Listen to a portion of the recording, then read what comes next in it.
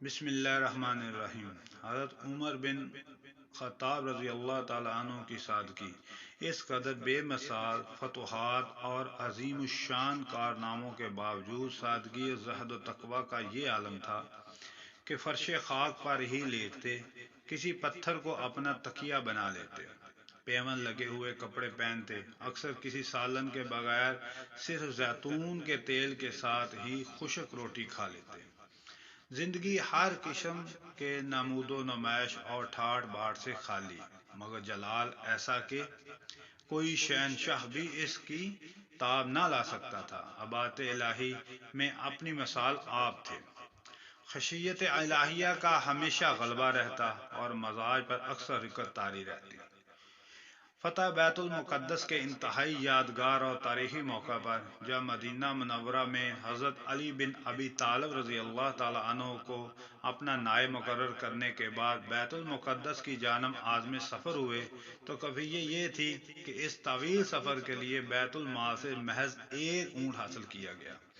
جس پر وہ خود اور خادم باری باری سواری کرتے رہے۔ اس وقت روئے زمین کی دونوں طاقتور ترین سلطنتوں یعنی فارس اور روم کے مقابلے میں فتح نصرت کے جھنڈے گاڑنے اور پھر اسی کے نتیجے میں فتح بیت المقدس کے اس تاریخی موقع پر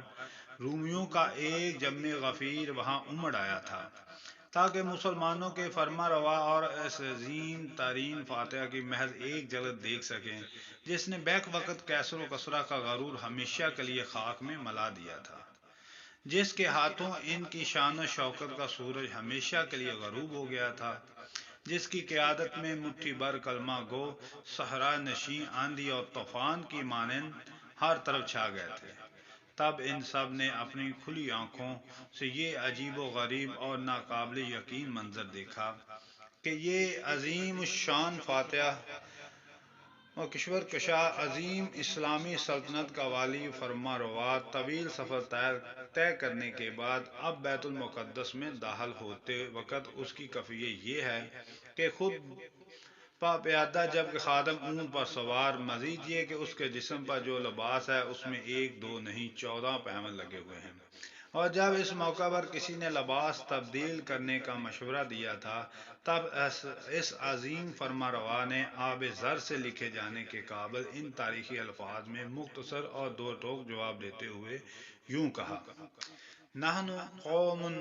اعزنا اللہ بالاسلام، یعنی اللہ نے ہمیں جو عزت دی ہے وہ صرف اسلام کی بدولت دی ہے، اور بس۔ چینل سبسکرائب کریں، شیئر کریں۔